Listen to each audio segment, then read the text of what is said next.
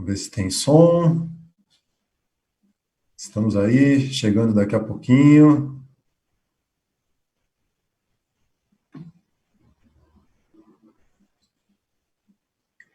Já temos áudio, é isso aí. Estamos aí, muito boa tarde.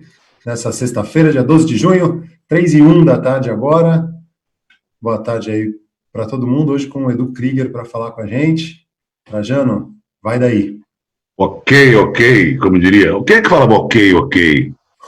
Nelson Rubens. Nelson Rubens, é. Eu acho que nós somos melhores que Nelson Rubens. Falava não, ele fala ainda. Fala ainda, né? Tem passando, ele continua vivo. Ele é igual creme de babiar, não acaba. Creme de babiar é uma coisa que não acaba, vocês repararam? É porque eu tenho pouca barba. Você usa e o creme não acaba. Ele estraga, né? Estamos aí de novo no ar. Estamos aqui com Higino, que deu mancada na semana passada, porque ficou sem internet, sem luz. Lá na Vila Cordeiro, né, Higino? Exatamente. Vila Cordeiro. Complicado aqui. Fernando Vitorino na Lapa, Cláudia Reguim em Pinheiros, Caio Salles continua em Atibaia com saudades do mar, certamente, né? Da Atibaia para o mar é uma diferença, uma distância muito grande, né, Caio? E o nosso convidado hoje é o grande Edu Krieger. Edu, prazer em receber. Eu estava vendo no dicionário, o sujeito que faz muita paródia é parodista. Eu não sabia, nunca tinha ouvido falar nessa expressão. E você, nos últimos tempos, principalmente nesses tempos bicudos que a gente vive já faz muito tempo, vem fazendo coisas inacreditáveis. As pessoas têm gostado muito, nós todos aqui somos fãs do que você faz. Quem não te conhece dá a impressão que você surgiu agora como parodista. Só que o seu trabalho já vem de longe, é muito, como diria o nosso engenheiro Leonel, vem de longe, né? Um trabalho sério, importante, tal, na música popular brasileira. Então, prazer em receber, Edu. Prazer todo meu. Primeiro, aqui cumprimentar o Gino, o Fernando, o Cláudio, o Caio, o PH, você, Trajano, obrigado aí pelo convite para ser essa bola da vez. Espero que vocês tenham muito carinho para me encaçapar, que não seja uma atacada muito violenta, mas acredito que esse clima de descontração é o que caracteriza, né, esse encontro aqui de toda sexta-feira. Então, estou muito feliz em estar aqui.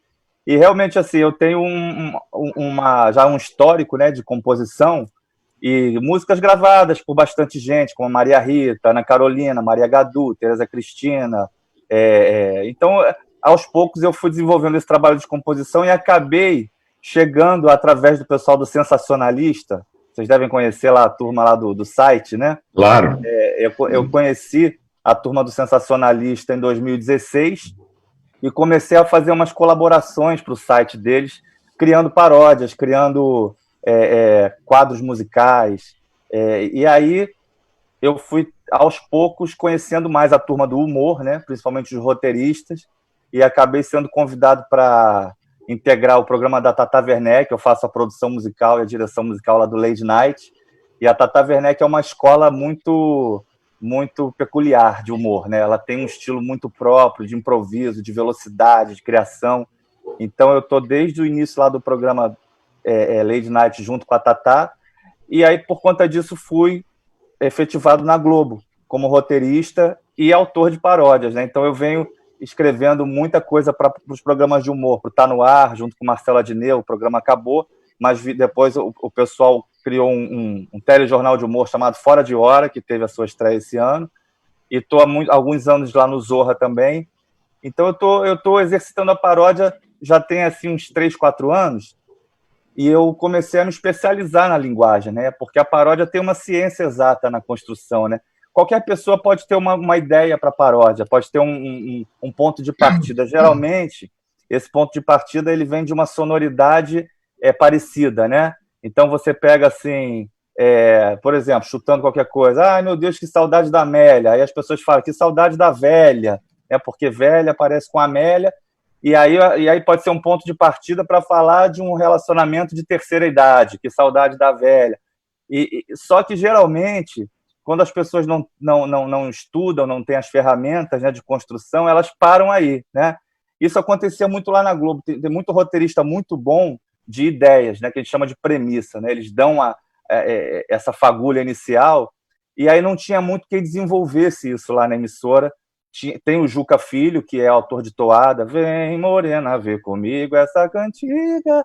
Juca Filho, que compôs essa música, que é roteirista da Globo, ele ficava meio sozinho ali no Zorra, tentando desenvolver as paródias. E aí acabaram me contratando para fazer essa parceria com ele, e eu me interessei muito pela paródia como ferramenta de humor.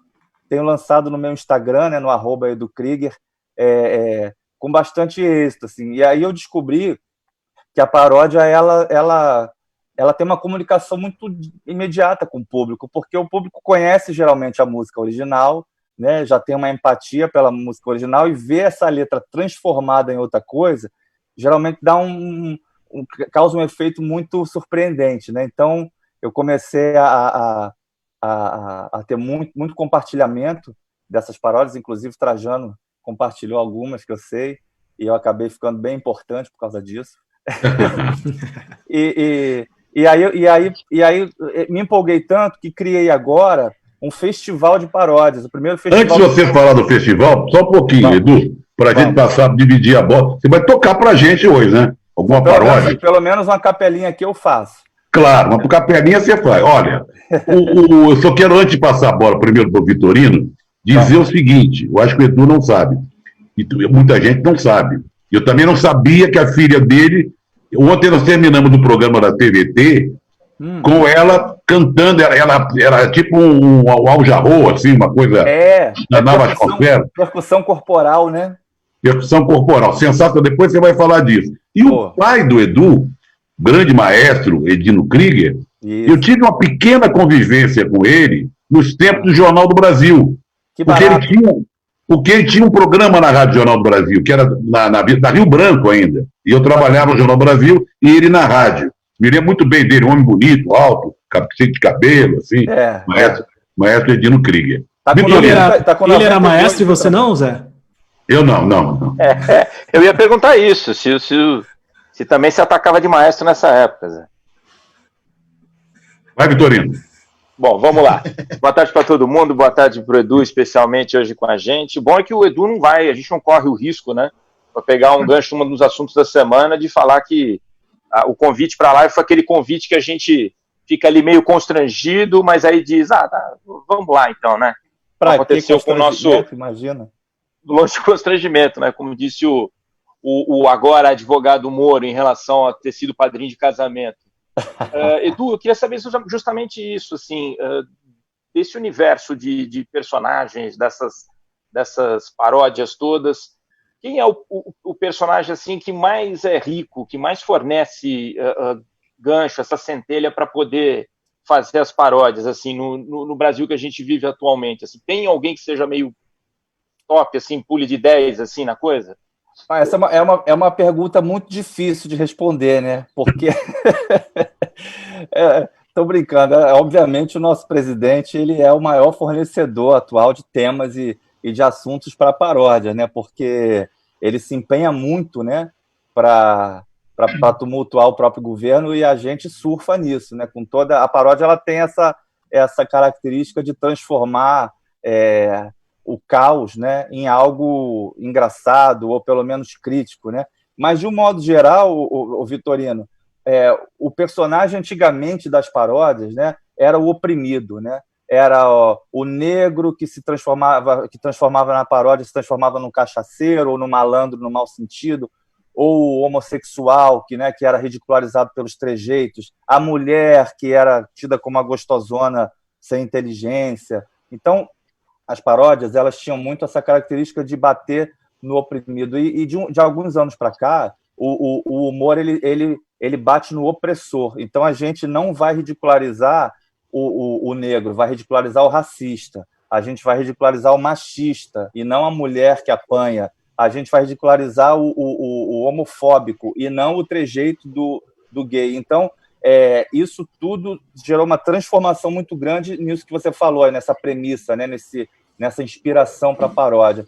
E o nosso presidente, ele absolutamente tem características que são de um sujeito opressor, né? Ele é um cara que ele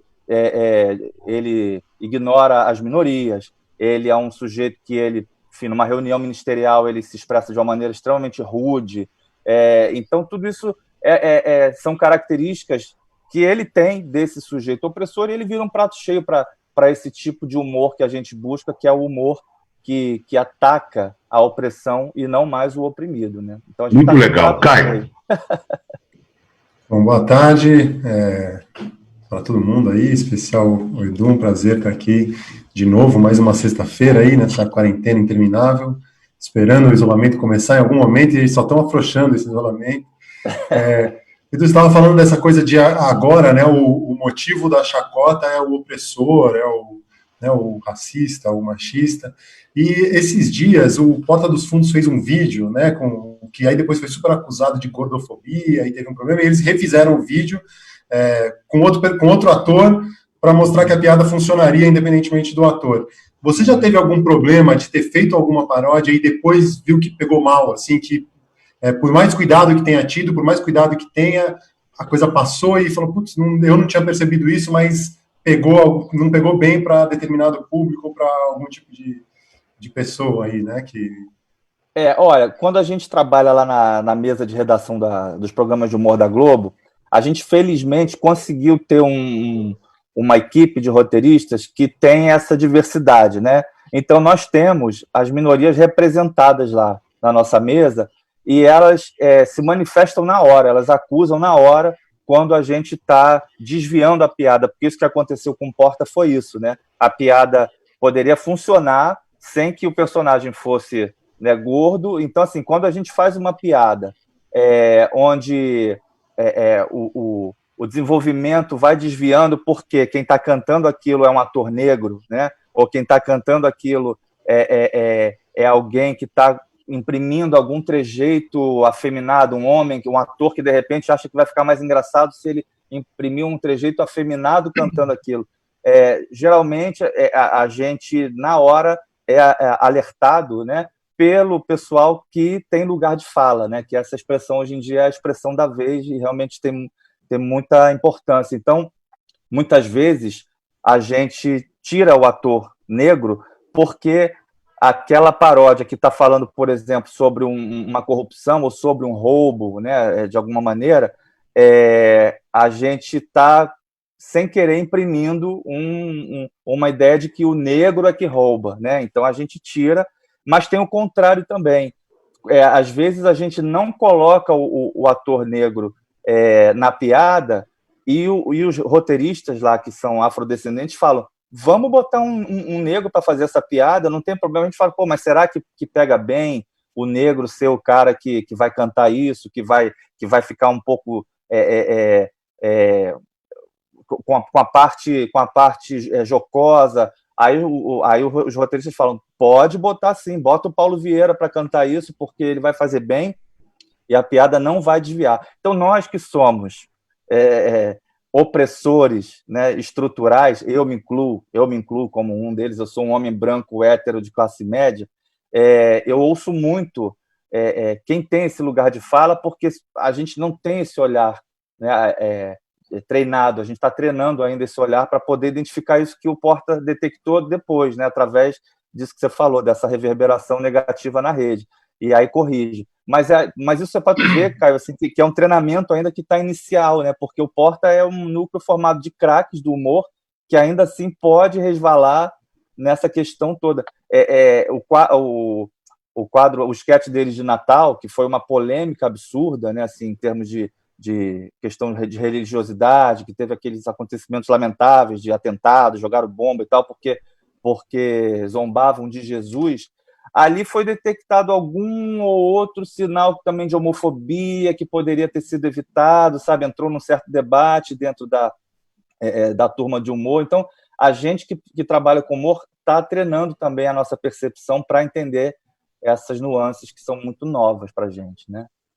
Estou registrando aqui, o Caio pode registrar mais gente, a Hortência Brasil, Aparecida Lopes, o Granja Prada, Eugênio Naegeli, Zé Carlos, Jefferson Santos, a Fernanda Gasparini manda inclusive um link do Edu, do www.facebook.com/Edu Krieger Oficial, tudo junto. Né? Valeu, o PH pode até botar esse aí na tela, para a gente, pessoal, entrar no Facebook lá do Edu. E Gino, o Gino, o Edu, é metido. Tem um conjunto, tem um conjunto de música que ele vai tentar explicar para você. Talvez ele entre, depois você pode falar, eu não deixei você falar naquela hora do concurso, né? Mas aproveita o Gino, vocês podem bater uma bola até sobre o concurso, se vocês quiserem. Fale, Gino. Vamos lá. Pois é, Edu, tem uma bandinha aí com o pessoal. A gente está trabalhando já uns, 7, 8 anos juntos aí, estamos lançando nossas coisas. E aí, semana passada, depois de um tempinho parado do último disco, a gente lançou uma primeira música. Tá bacana aí. É bom falar com você, Edu. O Edu esteve lá com a gente no Pontapé, né, Zé? Faz tempo isso. Faz tempo. Já tem o hino do América. Pois é. Naquela época não tinha paródia, viu? Pois é. Mas você sabe, Edu, quando eu te acompanho pelas redes sociais, tal, no Instagram, e aí quando você começou a pintar com essa parada de paródia, e agora com essa história do concurso, eu lembrei bastante do antigo programa Concurso de Paródias, do Moacir Franco. Eu era fascinado por esse programa quando eu era moleque, eu gravava em fita VHS para assistir depois e aprender a cantar as paródias. E aí tinha música que eu nem conhecia, na verdade, e eu ia descobrir depois qual era o original, mas eu era fascinado pelas paródias, achava muito legal. E uma coisa que eu achei bacana, Edu, que, assim, Trajano falou, você tem uma presença forte na MPB, um trabalho de composição bastante intenso, aí, bem importante, e você também tem uma história como compositor de marchinha de carnaval, né, cara? Então eu queria que você falasse um pouquinho sobre isso e como essa sua história como compositor de marchinha, que são carregadas de humor, te fizeram chegar ao mundo das paródias já vacinado, né? Porque a marchinha ela é prima da paródia, né? A diferença é que a marchinha ela parte de uma estrutura melódica original, que você compõe a própria melodia, né? A paródia você aproveita uma melodia já pré-existente e você só muda a letra, você subverte a letra. Mas são gêneros primos, realmente. Eu participei, fui premiado já de concurso de marchinhas da Fundição Progresso, no Rio de Janeiro, fui bicampeão lá do festival, e assim, por uma ironia, né, as minhas marchinhas que venceram, elas não eram engraçadas, elas eram marchinhas mais na linha que eu gosto, assim, do Zequete, sabe, da Máscara Negra, que tem aquela poesia, né, então eu fiz uma que era: eu quero a marcha mais bonita, que toque em dias de folia, quero eternas melodias, embalando os blocos e seus foliões. Uma marcha rancho, né? E os jurados acharam por bem que ela tinha qualidade para ser campeã, o voto era interativo através do Fantástico, e o público elegeu essa marchinha como uma das que um dos anos em que eu venci com essa. Mas não era uma marchinha jocosa, né? Porque eu não trabalhava ainda com o humor, né, de uma maneira efetiva. Então, depois que o humor de fato me seduziu e que eu mergulhei profundamente nisso. E esse festival que você citou, que o Moacir Franco apresentava, eu até antes de organizar esse festival virtual de paródias, que tá agora com as inscrições abertas, eu vou falar sobre isso, mas eu dei uma pesquisada também e assisti de novo, né? Era final da década de 90, eu assisti, tem no YouTube lá esse festival de paródias, cara, e é exatamente o que a gente falou aqui. Tem uma paródia que é uma música do Michael Jackson dizendo que o Michael Jackson é gay, sabe? E que ele é gay, que ele é gay. A graça toda ali, quer dizer, a tentativa de graça está no fato do Michael Jackson ser supostamente gay. E o autor da paródia espremeu isso até o bagaço, porque ele é gay sim, porque ele rebola igual um boiola, aí tem as expressões todas na paródia, boiola, não sei o quê. E aí a outra paródia falava do corno, porque o sujeito é um corno, mas não é para menos, ele é um corno porque ele é um gordo, sabe? Então a mulher não vai suportar aquele gordo, e aí o cara vira um corno. Então todas as paródias, sem exceção, elas têm essa pancada no oprimido, sabe? Você está ridicularizado por você ser gordo, ou gay, ou negro, ou uma mulher burra. Então, isso mostra exatamente essa mudança de paradigma, né, na construção da paródia. Então, esse festival agora, se chama Hoje Eu Vou Parodiar, que o nome do festival já é por si só uma paródia de um pagode, né, do grupo 100%, que chama Hoje Eu Vou Pagodear. Então, a gente criou o festival Hoje Eu Vou Parodiar, e a música original é: beber uma cerveja bem gelada, dar aquela paquerada junto com a rapaziada. Né? Tem esse samba. Aí a gente fez assim, eu fiz uma espécie de vinheta que é fazer uma paródia bem ousada, dar aquela gargalhada com uma crítica engraçada, mas tem que ser um papo com respeito, se apelar para o preconceito será desclassificada. Eu vou me inscrever, vou participar, hoje eu vou parodiar. Essa é a vinhetinha, e a gente tem lá no Instagram, @hoje eu vou parodiar, e o site www.hojeeuvouparodiar.com.br, com inscrições abertas até 5 de julho, e a gente já está recebendo um material muito bacana, que não está resvalando no preconceito. Até agora, das centenas de inscrições que a gente recebeu em uma semana, não tem nenhuma que tenha sido desclassificada por preconceito, que é uma cláusula do regulamento. Né? Se tiver preconceito, ela é automaticamente eliminada.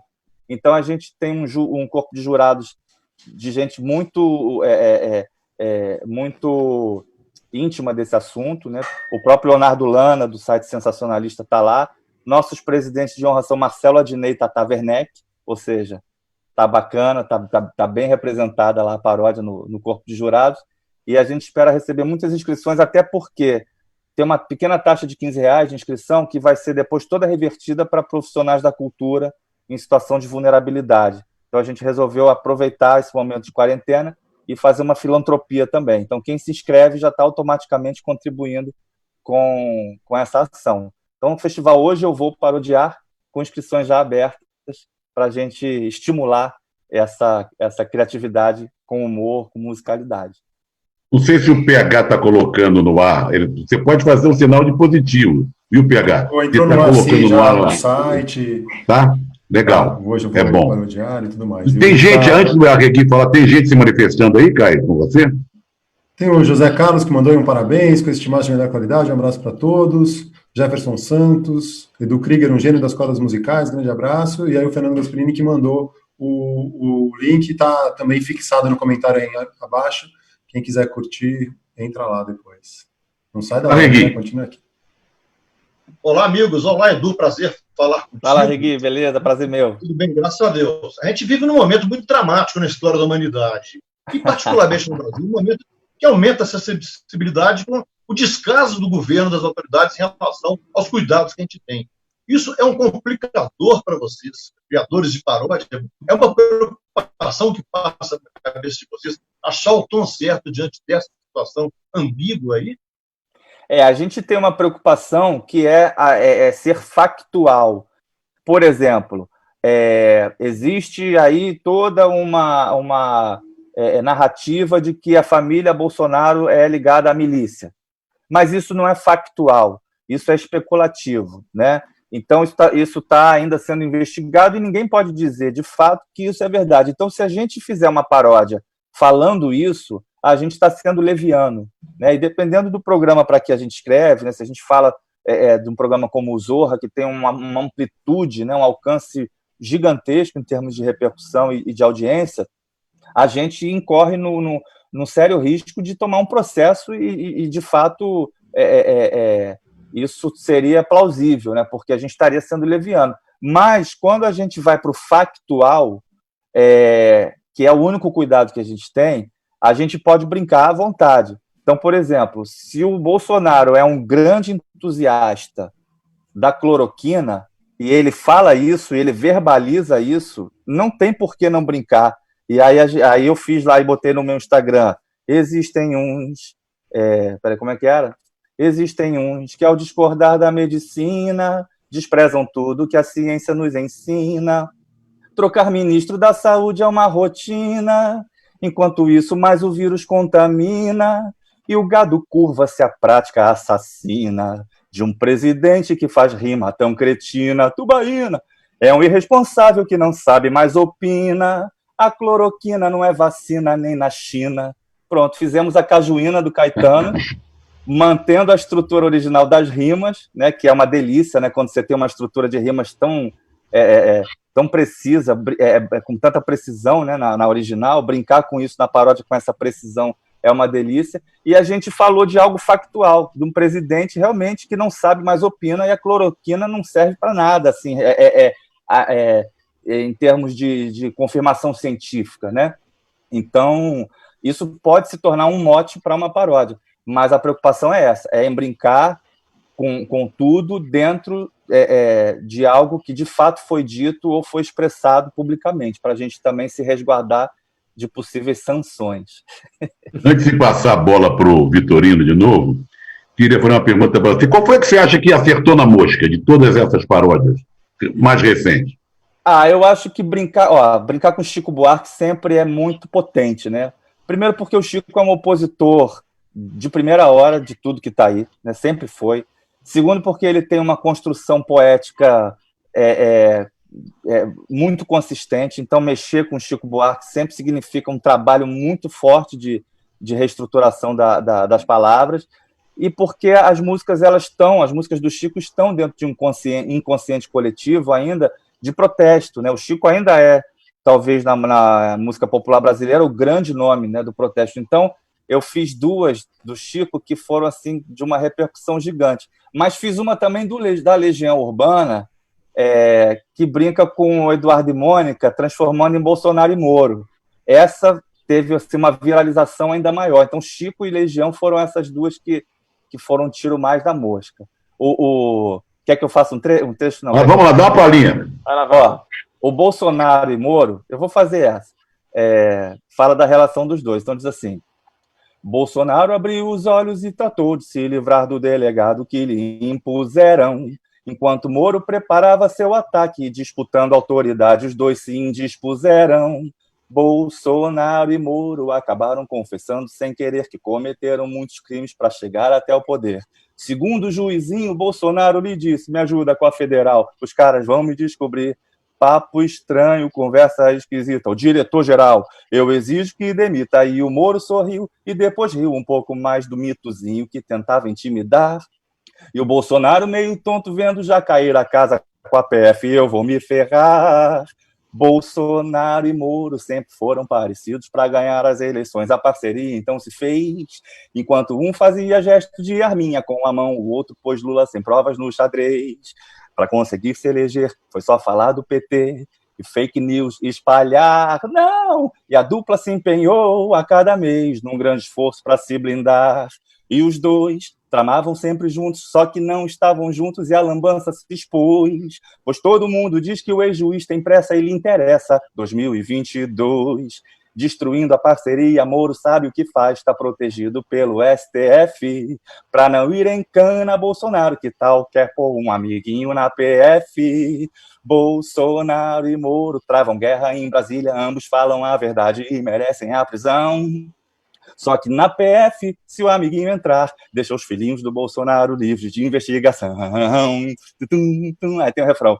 E quem um dia irá entender o eleitor sem noção que fez do Bozo chefe da nação? E quem irá dizer que não existe noção?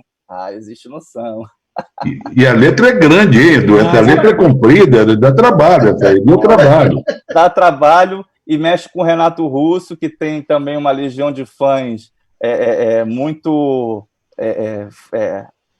ferrenhos, e a aceitação foi enorme. Assim. Eu gravei essa lá, botei lá no meu Instagram e no Facebook tocando um baixo, eu fiz só de baixo e voz, aquele baixo Hofner, que era tipo do Paul McCartney, botei a linha de baixo da música ali, cantei, deu mó pé. Então você vê, é uma reestruturação de uma música conhecida, de um clássico, né? Só que ressignificando, né? Uma relação, a gente parte da premissa que é uma relação entre duas pessoas, Eduardo e Mônica, e reconstrói dentro de uma relação entre duas pessoas, Bolsonaro e Moro, vai brincando com o que é factual, mesmo que seja polêmico, mas é factual, e assim se constrói a paródia.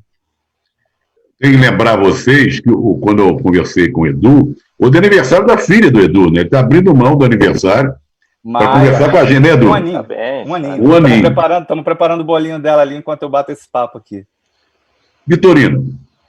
Deixa eu pegar, então, já que você falou da aceitação, você falou, por exemplo, dos fãs de Renato Russo, de Legião.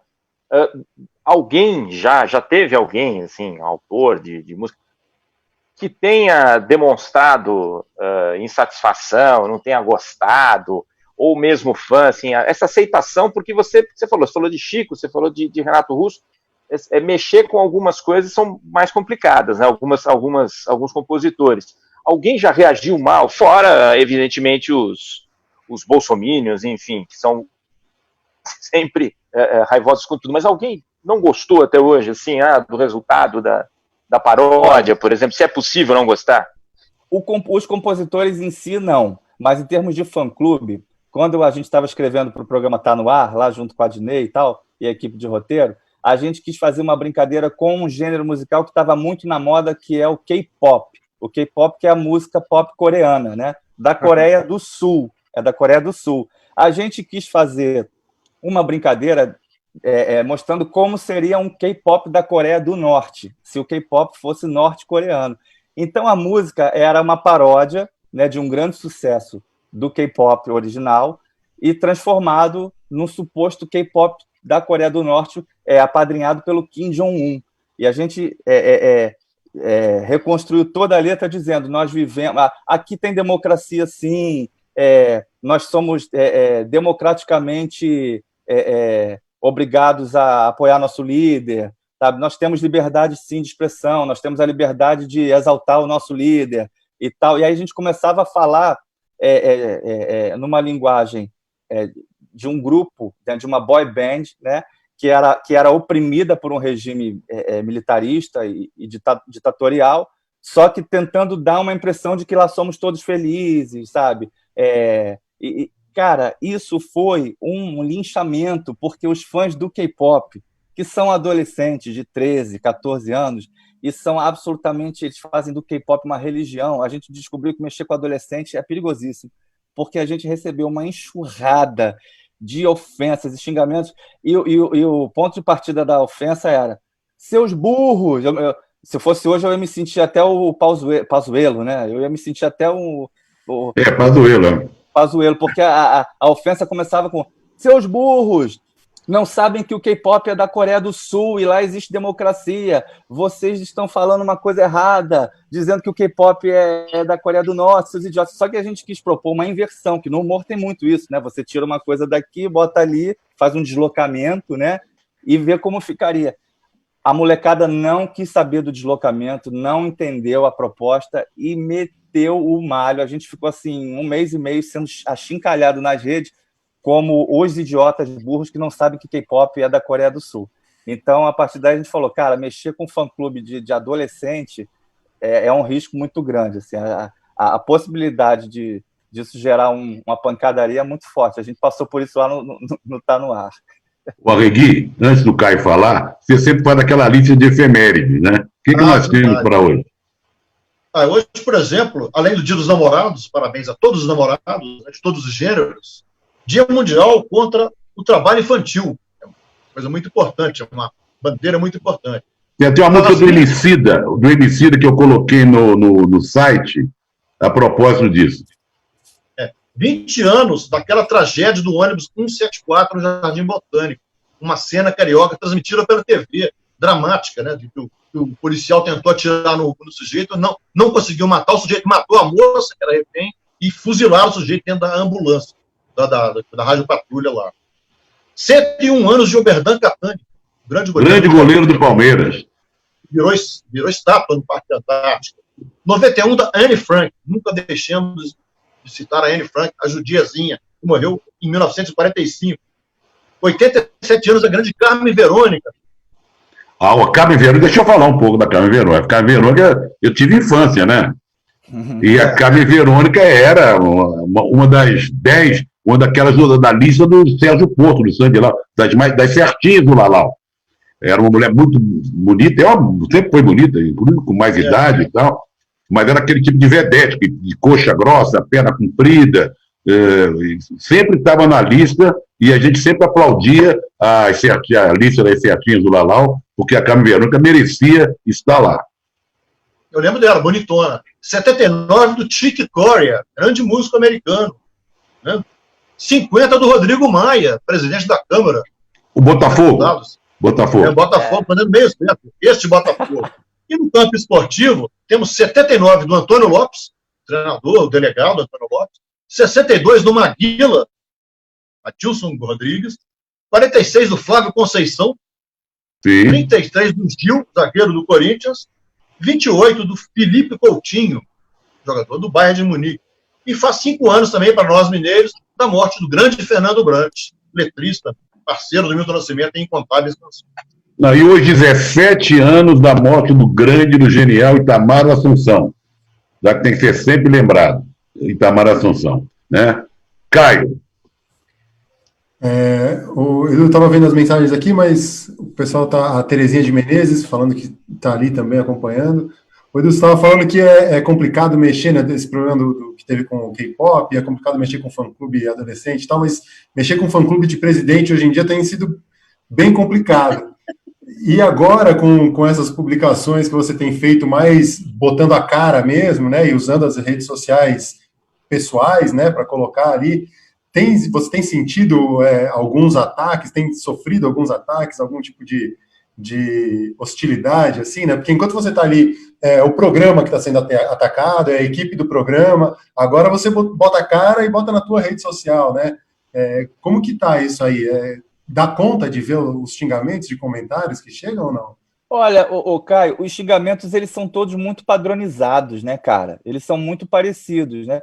Eu, particularmente, eu não me identifico com muitas práticas do PT, né? Eu sou muito mais alinhado ao PSOL, por exemplo, em termos de ideologia e de simpatia por um projeto político, mas tudo que você coloca contra o presidente, você automaticamente vira petista, né? Vai para Cuba, e o PT e tal. Então, assim, eles têm um repertório muito curto de retaliação, né? Comunista, né? Chamado de comunista, né? Como se o PT fosse um partido que, em algum momento, ameaçou implementar um comunismo no Brasil. Quer dizer, uma coisa que é tão ignorante, né? Porque o PT é tão distante do que o comunismo propõe como projeto. Então, mas, enfim, são palavras-chave, né? Assim, se você lê 3 ali, quando você faz assim, agora é engraçado porque, assim, se você bota hashtag, eu tenho evitado botar hashtag, né? Isso é uma dica que me deram. Se você quiser manter ali o teu feed, ali, o teu timeline limpinho, né? Você não bota hashtag fora Bolsonaro, não bota hashtag, porque isso que atrai. Tem uma turma que fica ali automaticamente procurando, ou os robôs mesmo ali que são, né? O sistema ali já direciona para essas hashtags. Então, aí eles vêm com aquelas frases prontas. Então, eu evito botar hashtag para não atrair esse tipo de reação. Mas as reações, elas não é algo que você leia e que gere nenhuma resposta, porque quando eu boto uma paródia como essa de Bolsonaro e Moro, e as pessoas começam a falar comunista, vai para Cuba, e o PT é tão raso em termos de debate que deixa lá, e eu não apago, não. Eu deixo lá porque no futuro isso vai ser uma comprovação, né, desse momento, de como a gente passou por esse período tão patético, né? E eu não apago, eu deixo lá como um documento histórico. Mas tem muita retaliação e muita... Agora, enquanto está nas redes, vá lá, né? Mas, por exemplo, o que a gente viu ontem, por exemplo, de uma manifestação na praia, no Rio de Janeiro, de cruzes, né? Terrível, aquilo terrível. Para homenagear né, a memória dos mortos, e aí vai, 2 ou 3 ali truculentos e tiram as cruzes. Aí eu acho que isso é que é preocupante. Enquanto está nas redes, deixa xingar. Mas quando chega nesse lugar que chegou ontem, eu acho que a gente precisa ficar bem atento mesmo para não deixar isso se propagar, né? Mas tomaram um troco bem trocado, né? Porque o pai do menino teve um gesto, e ele sofrendo, você vê que ele falando, chorava quando lembrou do filho. Isso andou muito pelas redes, e esses 2 cretinos, gente abjeta mesmo, mostra que falta de humanidade, sei lá, uma coisa que me irritou tanto isso, me provocou tanto, eu fiquei muito nervoso com essa imagem. Isso aí, Trajano, aproveitando o assunto, por exemplo, isso aí é um tipo de situação que não é mote para paródia. Não se pode brincar com isso, com esse tipo de truculência e com a reação dolorida desse pai. Isso é um terreno infértil para humor, né? E tem alguns humoristas, né, que, assim, desavisadamente, eles buscam fazer piada até com isso. Aí vão tentar encontrar uma premissa que tenha uma música que tenha a ver com a cruz, e com a dor do pai, e com a truculência, achando que estão prestando algum serviço, mas não estão. Então, quando a gente entra num campo assim muito dolorido, né, o humor aí ele chega realmente naquele famoso a discussão, qual é o limite do humor, né? Então não tem como brincar com esse tipo de situação, não tem como fazer caricatura disso, nem em formato de paródia, nem em lugar nenhum. Então a gente tem no nosso momento, que foi o Vitorino que falou, né, de quem é que gera mais assunto, né? Então a gente tem na política assuntos que podem gerar um conteúdo de humor, mas tem esse tipo de assunto que já não é propício para brincar. Então a gente puxa o freio de mão, por mais que venha alguma ideia sagaz, a gente segura que fala, não, mexer nisso aí não dá, nem com humor, nem através do humor, é muito grave, né? Passar pro Higino, mas antes dessa ponte, certamente, eu não sei se vai passar, dá tempo, mas o inverno lá no Nordeste dá uma boa paródia, né? Com certeza, cara. Esse tema eu ainda não tive tempo, porque por causa dos preparativos aqui do aniversário da Maia, de um aninho e tal, enfim, que eu estou envolvido aqui também nessa logística, né? De tentar contemplar a família que está longe, como é que vai todo mundo participar. Então, e também por causa do Festival de Paródias, né, das inscrições, já começamos a escutar as concorrentes, então eu não tive tempo de bolar alguma coisa. E aí, até pegando esse gancho, é muito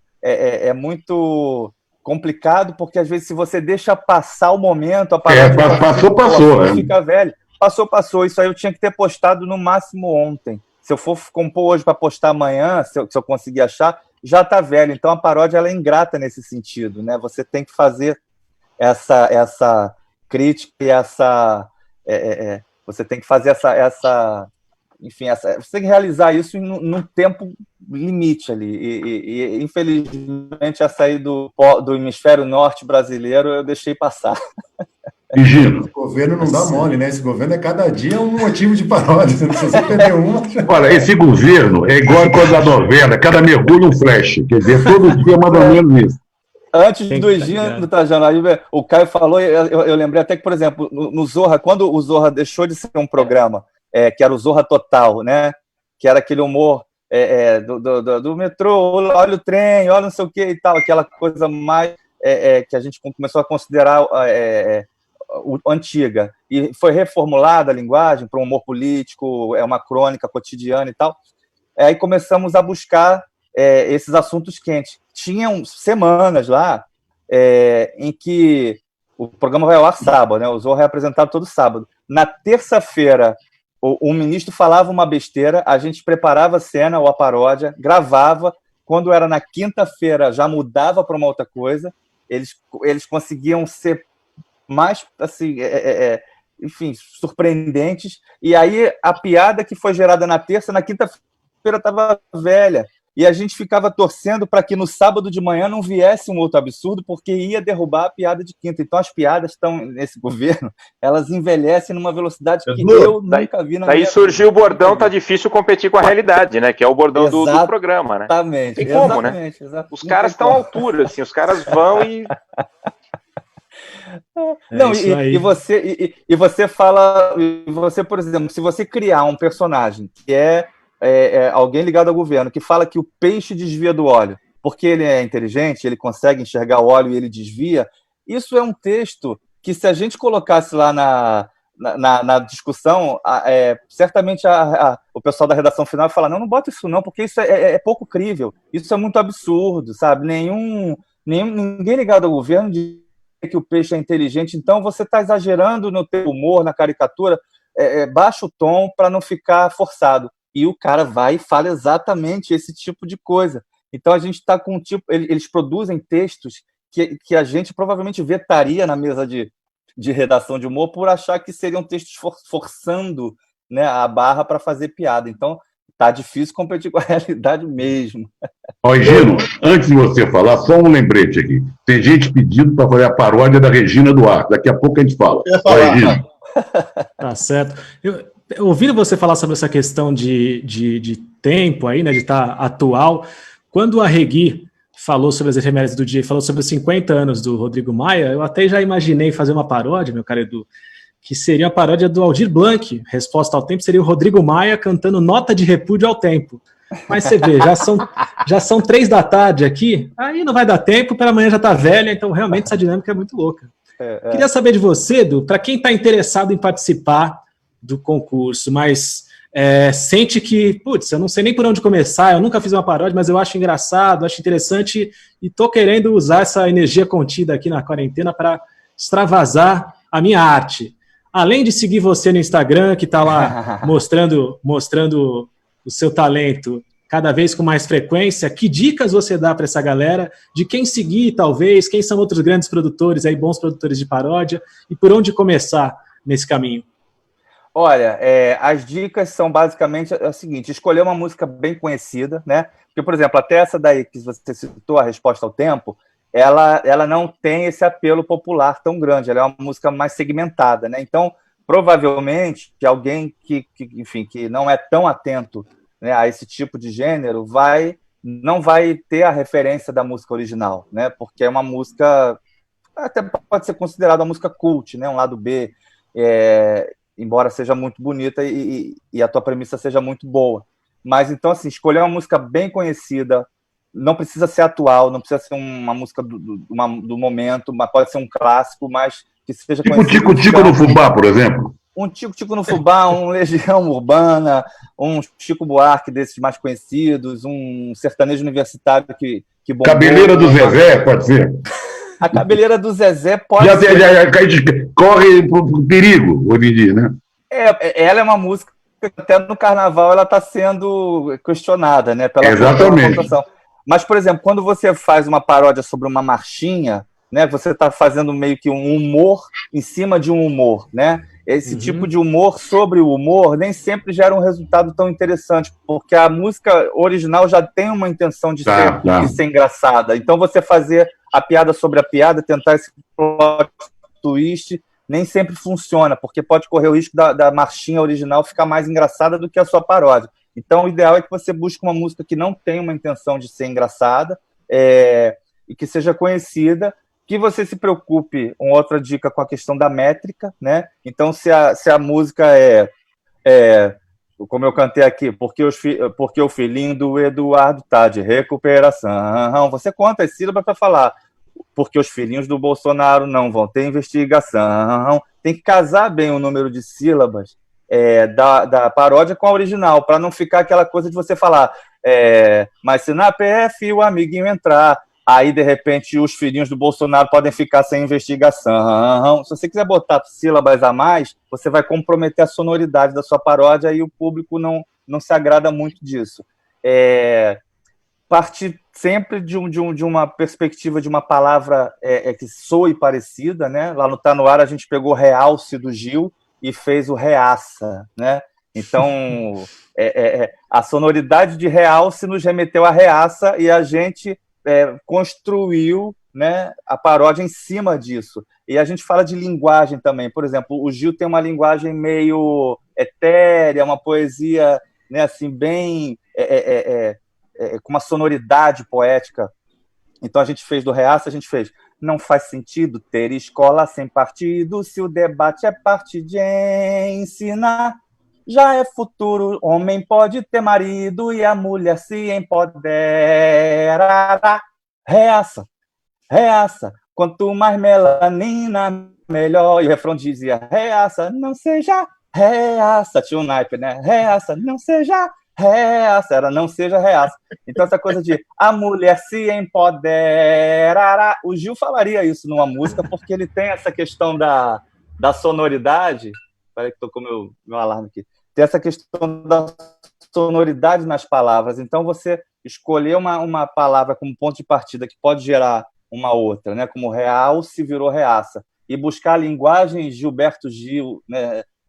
Dentro dessa construção também é um outro exercício interessante para quem quer criar paródia. Enfim, e no mais, deixar a criatividade fluir, não se preocupar muito, né? Não sofrer muito, se divertir fazendo. Edu? Legal. O Edu tá dando um show aqui, hein? Sem brincadeira. Vou fazer uma pergunta. Fala, Fala, Regui. Arreguei. Ó, uma sugestão da Regina Duarte, abrir com o pum do palhaço e terminar com ó que alívio. Né? E outra coisa, algum parodiado já te agradeceu por ter sido homenageado ali? Já te procurou, pô, legal, gostei. Olha, o próprio Gilberto Gil, essa paródia do Reaça, ele compartilhou, ele falou, nossa, eu fiquei surpreso, eu estava vendo o programa, assistindo o Tá No Ar, de repente me surpreendi, compartilhou, agradeceu. Muitas vezes, tem até uma coisa interessante, porque a gente fez no Tá No Ar, aí saindo um pouco do campo político, a gente quis brincar com o Projota, né, que é um rapper muito conhecido e tal, um romântico e tal, mas veio dessa linguagem do rapper, e o Projota, ele estava com umas construções, ele tem uma música que é falando do que a mulher é. Ela é um disco do Caetano com flow de Racionais, ela é uma música de não sei, ela é um disco de Nirvana de não sei quantos atrás, ela é não sei o que, e tudo é com as, ela é não sei o que, não sei o que, as. E aí a gente falou assim, porra, vamos brincar com isso e vamos colocar um Projota, aí entra aquela coisa da transgressão, né, que é uma das chaves do humor. Vamos manter as rimas do Projota, mas vamos colocar falando só absurdo. Ela é um bando de cueca pendurada nos varais. Ela é não sei o que, tudo era ice. E a gente foi buscando. Ela é não sei o que, ela é a tinta na minha mão que não sai com água raiz. Tinha um monte de rima, como se fosse assim uma declaração de amor de estrada, né? Tipo, o cara tentou ali dar uma chavecada, mas ficou ruim, e a gente, como não bastasse essa subversão à letra original do Projota, a gente botou um crédito, como tinha na MTV antigamente, né, nos clipes do Tá No Ar tinha um crédito. A gente botou o nome do cantor como Prolixo, só que dando uma intenção separada para virar prolixo, entendeu? Como se aquilo fosse um lixo. Aí a gente falou assim, meu Deus, o Projota, o que ele vai achar disso? Porque ele pode realmente ficar ofendido. Você tá me chamando de lixo, né? Você está me chamando de prolixo, você está subvertendo a minha música, esculhambando a minha rima.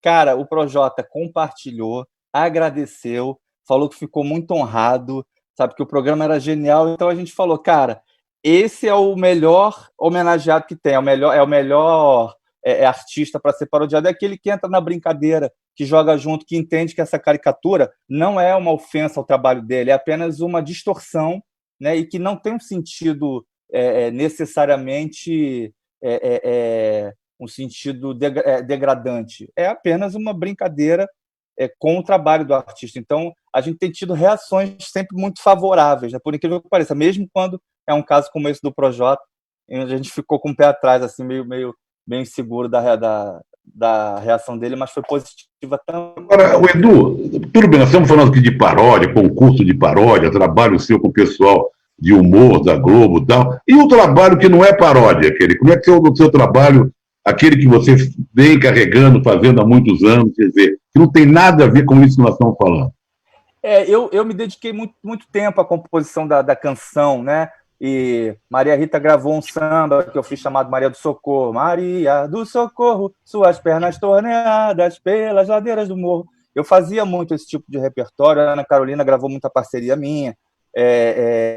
Tive alguns êxitos, né, dentro dessa área. Mas eu te confesso, Trajano, que desde que eu comecei a trabalhar com o humor me absorveu de uma maneira que esse espaço do compositor de canções que são fruto de uma inspiração espontânea, né, que não são sob encomenda, que não são para atender uma demanda de uma linguagem específica, eu deixei um pouco adormecido. Então, essa minha atuação, eu apertei o pause. Pode ser que daqui a algum tempo eu volte a me motivar para criar canções, mas eu sempre tenho uma impressão de que existe muita canção já, entendeu? O pessoal está fazendo muita coisa, já existe muita música. Se você quiser só falar uma outra coisa, o Edu, antes de passar de novo ali para o Vitorino, tem alguma coisa a ver paródia com música para comercial?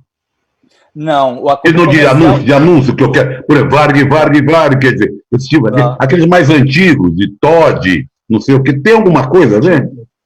Pode ter a ver ou não, porque o jingle, né, que a gente está falando do jingle. O jingle, né? O jingle, geralmente, ele é uma criação original, né? 2 hambúrgueres, alface, queijo molho especial, cebola, pix e um pão com gergelim. Isso aí é uma música original, uma melodia que foi criada pro próprio produto, né? Isso é até uma campanha do querido Sérgio Campanelli, meu amigo, um grande publicitário. Então, geralmente, o jingle, ele tem essa característica original. Ele pode ser uma paródia. Tem algumas músicas da Anitta que estão sendo usadas para campanha. Então, o publicitário, ele subverte isso, né? Ele pega a música, faz uma paródia que fale do produto. Mas não é tão comum. O mais comum é que o jingle seja uma criação original sob encomenda. Vitorino. Bom, o Trajano roubou a pergunta anterior, que eu ia fazer exatamente isso, falar dos teus outros trabalhos. Mas como você recolocou dizendo que hoje em dia você está num modo meio de pause, que o humor te absorveu, eu vou seguir então nesse caminho.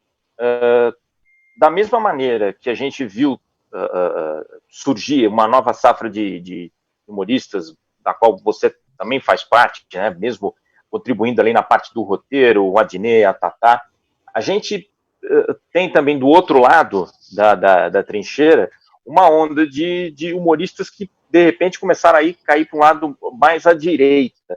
E essa divisão não sou eu que estou fazendo, estou dizendo com base no que muitas vezes se rotula, um humor mais crítico, mais à esquerda, um humor mais à direita. Tem lado para isso? E como, havendo esse lado, como que você enxerga esse outro lado de humor mais à direita, talvez menos preocupado, talvez com o politicamente correto, ou com essas preocupações todas que você demonstrou ao retratar o trabalho da paródia, com os tipos oprimidos? É uma escola talvez mais antiga de humor, ainda apegada àqueles ranços do que se fazia nos anos 70, 80 e até 90? Victorino, basicamente o que o humor progressista, né, ele considera é que o mundo estava muito chato para os oprimidos, né? E esse humor mais conservador, esse humor reacionário, ele considera que o mundo ficou chato hoje, porque hoje você não pode brincar com nada. Então é uma questão de ponto de vista em relação a chato para quem, né? Então esse tipo de humor que você está falando, que existe ainda, com muita presença, inclusive na internet, em alguns veículos de comunicação, é um humor que, por exemplo, acha que todos nós somos raça humana, que não existe branco nem preto, que não existe, entendeu? Diferença de tratamento em relação a nenhum tipo de etnia. Então, eles, sob o argumento de que se você coloca algum tipo de fator étnico na sua piada, você está sendo racista, eles acabam se eximindo de fazer algum tipo de crítica social ao racismo, né? Porque eles falam, isso não existe, eu não sou racista, somos todos seres humanos, então eu não vou ficar protegendo o negro na piada, porque eu não quero que o negro seja um coitadinho. Então, assim, eles utilizam argumentos que a gente que faz um humor progressista não concorda, porque existe sim uma diferença de tratamento na sociedade do branco em relação ao negro. Existe sim uma falta de representatividade do negro no topo da pirâmide social, da pirâmide política. Então, o negro ele é sim oprimido socialmente, economicamente. Então, quando a gente coloca isso numa piada, a gente não pode ainda mais pisar na cabeça das minorias para provocar um riso que provavelmente vai ser um riso de quem está oprimindo. Então, os humoristas reacionários, eles não veem diferença da questão da mulher para o homem. Eles dizem, somos todos seres humanos. Eles têm um discurso muito inconsistente de que somos todos humanos para igualar, dentro do humor que eles fazem, todos dentro da mesma perspectiva de achincalhamento, né? Então, quando eles ridicularizam a mulher, né, eles falam, qual é o problema? Ela é ser humano igual a mim, que sou homem, então não tem que fazer essa distinção. Então, é uma proposta de linguagem que não passa por uma percepção de diferenças nem de classe social, nem de tratamento em relação à cor da pele, nem de tratamento em relação a gênero, né? Eles ignoram o fato de que a mulher ganha menos do que o homem, mesmo exercendo a mesma função dentro de uma empresa. Eles acham que isso aí é uma circunstância enfim, que não tem nenhum tipo de conotação discriminatória. Provavelmente, se a mulher ganha menos, é porque ela está trabalhando menos, é porque ela tem que sair para cuidar de filho, então ela não rende tanto na empresa, e aí azar o dela que teve o filho, entendeu? Então, assim, é uma total falta de percepção de que a sociedade ela tem a sua divisão em castas, né, que não é de hoje, e que o humor progressista procura tentar denunciar isso de alguma maneira, provocar o riso através desse tipo de crítica, e isso incomoda muito os caras, porque é muito mais fácil fazer um humor ridicularizando o oprimido, é muito mais fácil. Sabe? É só você botar um homem desmoecando em cena que, pronto, isso já pode ser engraçado em termos de trejeito, isso já pode ser, de algum modo, ridicularizado. Então você não precisa nem se preocupar muito com o texto, você só bota o cara ali, entendeu? Você bota... Antigamente, cara, por exemplo, o saudoso Agildo Ribeiro, né? Ele tinha um quadro que dá uma subidinha, né? Que consistia simplesmente numa empregada doméstica, né? Ser coagida pelo patrão a subir uma escada para que ele olhasse a calcinha dela, né? Enquanto ela limpava ali os livros na prateleira. Então ele ficava, dá uma subidinha. Então era o humor de um bordão que oprimia. E aí você via aquela empregada doméstica constrangida, né? Mesmo na piada, constrangida, mas tendo que se submeter à ordem do patrão de dar uma subidinha e de trabalhar com um micro vestido para que mostrasse a calcinha para o patrão. Isso era engraçado. E para esse tipo de humorista, isso continua sendo uma possibilidade de piada, de fazer rir.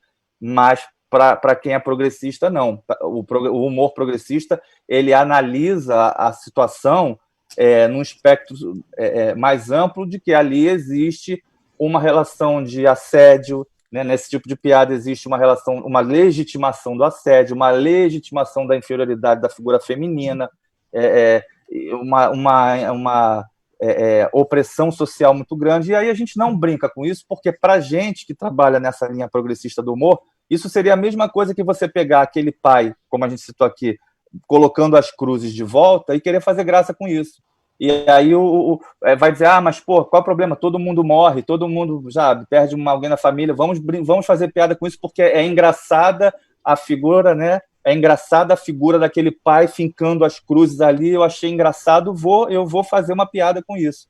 E isso, para a gente que tenta buscar novas possibilidades para o humor, é absolutamente inaceitável. Então, a gente, quando faz a piada, a gente analisa, sim, questões que estão na pauta, né, da sociedade, a gente escuta quem tem lugar de fala, as reivindicações, e tenta fazer a piada dentro desse novo paradigma. Mas, de fato, ainda existe uma linha de humoristas que prefere ignorar isso e que prefere continuar nos moldes, né, antigos, e que prefere votar no Bolsonaro também. Né? Não é à toa que ele está na presidência. O Bolsonaro só ganhou porque existe ainda uma grande aceitação desse tipo de piada e desse tipo de comportamento. Então, por isso que nós elegemos um presidente como ele. Mas eu acho que, diante dessa atrapalhada toda que está sendo esse governo, isso tende a se autoimplodir. Né? Eu acho que a gente está aí com uma perspectiva de chegar em 2022, creio eu, com um esfacelamento dessa extrema-direita, porque não é possível que isso vai continuar encontrando respaldo nem nesses 30% que ainda apoiam. Eu acho que a tendência é que isso seja cada vez mais autodestrutivo, né? Então, mas tem uma linha de humor que acompanha esse tipo de viés político e ideológico, que é esse que você mencionou aí. Estamos acabando aqui. Última pergunta. Alguém faz a última pergunta. O Edu tem que cuidar do aniversário da filha, nós temos que cuidar do programa TVT, né? Aí fica entre o Caio Arreguinho e o Gino. Quem for primeiro, mais rápido, ganhando no gatilho, vai. Falar em gatilho, não. Vai. Pronto, alguém falou. Caio. É o Caio, vai. Passa a bola para o Caio. Na verdade, eu fiquei curioso um pouco para tentar entender como que seria trabalhar com Marcela Diné e Tata Werneck produzindo conteúdo de humor, que eles me parecem ser pessoas que, assim, é uma metralhadora de ideias e de... a Tata mesmo parece que é o tempo todo que ela está acelerada e sempre sai alguma coisa engraçada e talvez com algum cuidado para não cair nessas armadilhas e nesses problemas. E o Adnet também, assim, eu vejo agora todo dia ele está produzindo uma série de de conteúdos super trabalhados e na casa dele, e com uma coisa, você fala, caramba, da onde que esse cara tira tanta ideia e tanto talento para fazer isso, né? Eu queria saber um pouco, assim, né, de como que é essa convivência e como que vocês estão fazendo agora com a quarentena, né? Tá todo mundo online, estão se encontrando, como que tá? Hoje em dia o trabalho está remoto, de fato, né? A gente trabalha assim como estamos aqui hoje por Zoom, né? A gente bota a equipe de roteiros nos quadradinhos e debate as propostas e as sugestões, né? Continuamos tentando criar e colocar nos programas cenas gravadas em casa, né? Com os próprios atores se filmando de celular, mandando material para ele de edição e tal. Isso é um desafio muito grande, mas o Zorra, por exemplo, tem tentado fazer isso. O Bruno Mazzeo agora vai estrear em julho uma série toda gravada em casa, filmada em casa também. Então, assim, é um novo desafio, mesmo que provisório. Em relação a Tatá e a Adnet, é exatamente o que você falou, Caio. Assim, são usinas de ideias muito potentes e intermináveis. Então, por exemplo, no caso da equipe que trabalha com a Adnet, a gente tem uma dinâmica que geralmente o Adnet vai 2 vezes por semana na redação, nos outros dias a gente constrói debate, quando ele chega a gente mostra para ele, e tudo que a gente mostra para ele tem uma capacidade de transformar em algo mais potente na mesma hora. Então, quando ele vai 2 vezes por semana, a gente para a redação para dar atenção a ele. E ele chega sempre com uma efervescência criativa muito grande, ele é movido a isso, né? Então, a nossa função basicamente é organizar isso, né? É fazer uma triagem do que se adequa à linguagem do programa, do que se adequa à proposta daquele episódio, do que tem mais a ver com o que a gente está estruturando, e o que não tem a ver a gente deixa arquivado, porque em algum momento a gente vai usar. Eles têm um nível de aproveitamento muito grande. E Tatá também. Tatá ainda tem um nível de aceleração maior do que a Adnet. Assim, ela realmente foi, ao longo da vida, treinando o olhar e o raciocínio dela para o humor.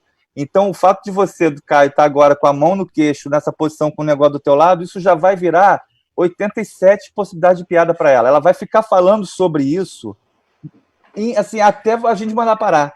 Ela vai falar do jeito que você tirou a mão do queixo, não sei o quê. Ela vai falar do jeito que o Trajano está olhando, os livros que tem atrás. Ela tem uma observação, e a parede do Victorino, que é roxa, que é branca, ela já vai jogar uma piada com a camisa amarela, vai achar alguma bandeira ou alguma coisa que tenha que seja tricolor, e vai jogar a piada. O Gino que está aí com uma rede atrás, essa rede para ela já vai... Cara, tudo ela tem uma capacidade de subverter em piada, mas é o tempo inteiro. Até uma hora que a gente fala, já tá bom, a gente já tem material aqui para 3 programas, a gente só precisa de meia hora. Então vamos. Aí ela fala, tá bom, tudo bem, eu vou parar, mas não sei o que, e recomeça. Você tem que tirar ela da sala e fechar a porta e falar, chega de Tatá hoje, porque se deixar a mente criativa e talhada para o humor do Adnet e da Tatá é incansável. Então, de fato, assim, sempre um aprendizado, e a gente precisa ter essa função mesmo de organizar, entendeu? De pegar todo aquele potencial criativo e estruturar dentro do programa. Mas é uma delícia, e você imagina como a gente não ri trabalhando com esse pessoal, né? Assim, a gente às vezes vai para casa depois do expediente com o abdômen doendo de dar risada, porque é uma covardia você botar, né, numa equipe Tata Werneck e Adnet, é covardia, porque é um convite ao riso o tempo inteiro. Então, o ambiente é muito bom, é uma delícia, muito, muito legal. Muito legal. Olha, Edu, foi maravilhoso, hein? Poxa, foi muito bom. Eu fiquei muito bom, super gostoso o papo, muito legal, muito bom mesmo. Fiquei devendo a Regina, que eu faço só o refrão. Que Agora com a Regina, vamos lá, isso. O antes dela cair, só o refrão, que era assim: um homem sem moral. Era do Volta por Cima, do Paulo Vanzolini, né? Aí a segunda parte dizia: um homem sem moral, hoje é seu patrão. Quem fez malo mulher se presta a um papelão. Reconhece a merda e não desatina, por favor. Levanta, sai dessa cadeira, vai embora, Regina. Volta por Cima do Vanzolini. Gran finale com a Regina Duarte. Aliás, continua fazendo merda, né? Gravando vídeo e toda melosa. Aliás, hoje é o dia dos namorados, e ela é a ex-namoradinha do Brasil, né? Que fim de carreira, meu Deus do céu. Pois Edu, é. vai comemorar o aniversário da filha. Parabéns Obrigado, pela gente. filha mais velha lá. É mais velha, né? A outra. Não, essa é minha caçulinha, 1 aninho. Não digo a outra que canta, que A faz outra é a expressão. Nina. A Nina é a mais velha. A Nina Krieger também está arrebentando aí na percussão corporal. Enfim, já está desencaminhada na música aí. Olha aí, ô, Gino, toma coragem e mete bronca, porque esse vírus, quando pega a gente, não tem cura. É isso aí. Legal. Maravilha, Edu. Sucesso. Estamos esperando novas paródias, tá? Obrigado, Até a próxima. gente. E convido a todos para se inscrever lá no nosso festival. Hoje eu vou parodiar. Informações nas redes, no site. Espero todos lá concorrendo, participando. Obrigado a todos pelo carinho aí. Maravilha. Valeu, gente. Abraço.